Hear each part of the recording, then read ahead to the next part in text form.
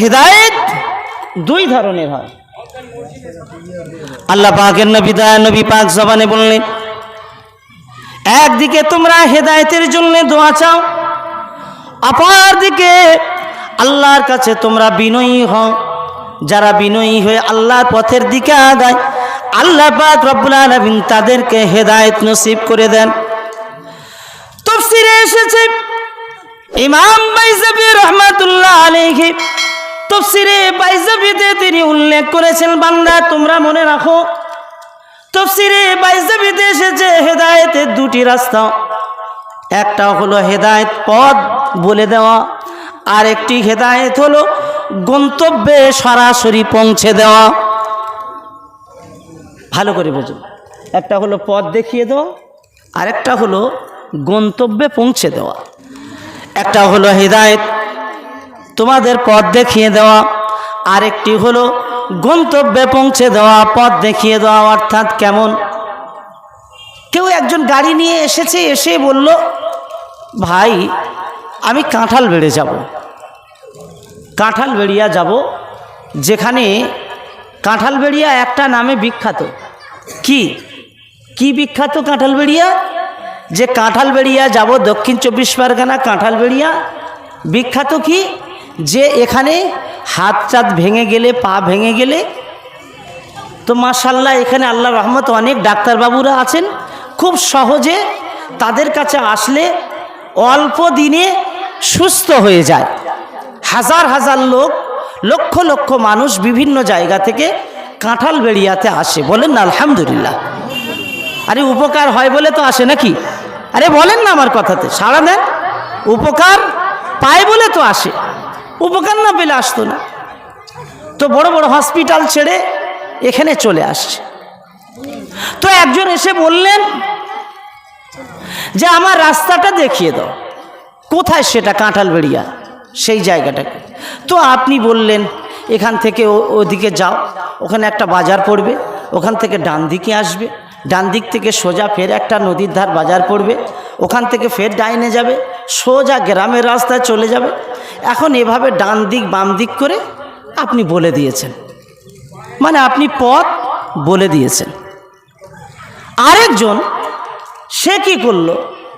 কাঁঠালবেড়িয়া যাবে, সে আর পথ বলেনি, সে বলল যে ভাই ঠিক আছে আমি পৌঁছে দিচ্ছি সেই জায়গায়। দুরকম হলো না? একজন পথ বলে দিয়ে কেটে পড়ল, আরেকজন সরাসরি সেখানে পৌঁছে দিয়েছে। দুটো তো আলাদা আলাদা। আল্লাহ পাক রব্বুল আলামিন, আমার আল্লাহ দুনিয়ার মাটিতে যুগে যুগে যত নবী পাঠিয়েছেন, আল্লাহ পাক রব্বুল আলামিন এই পথ দেখাবার জন্যে লক্ষাধিক যত নবী পাঠিয়েছেন, সমস্ত নবীরা দুনিয়াতে এসেছেন পথ দেখিয়ে দেওয়ার জন্য। আল্লাহ পাক রব্বুল আলামিন তাদেরকে পাঠালেন। নবী নূহ আলাইহিস সালামকে আল্লাহ পাঠালেন, নবী মূসাকে আল্লাহ পাঠালেন, নবী ঈসা আলাইহিস সালামকে আল্লাহ পাঠালেন। আল্লাহ পাক রব্বুল আলামিন যুগে যুগে যত নবী আলাইহিস সালাম আল্লাহ পাক পাঠিয়েছেন, সমস্ত নবীরা এসেছেন, তারা পথ দেখিয়ে দিয়েছেন। আখিরি সময়, শেষ সময় আল্লাহ পাকের হাবিব দয়া নবী, নূর নবী, খাতামান নবী হিসাবে আল্লাহ পাক রব্বুল আলামিন তানাকেও পাঠিয়ে দিয়েছেন। একবার উচ্চ স্বরে বলুন সুবহানাল্লাহ। সমস্ত নবীরা আসলেন কওমকে পথ দেখাবার জন্যে, এক একটা গোষ্ঠীকে পথ দেখাবার জন্যে। ছোট্ট ছোট্ট একটা গোষ্ঠীকে পথ দেখালেন, তাদের একটা কওমকে পথ দেখালেন। আল্লাহ পাকের তামাম নবীরা এমন করে তারা পথ দেখিয়ে চলে গেলেন।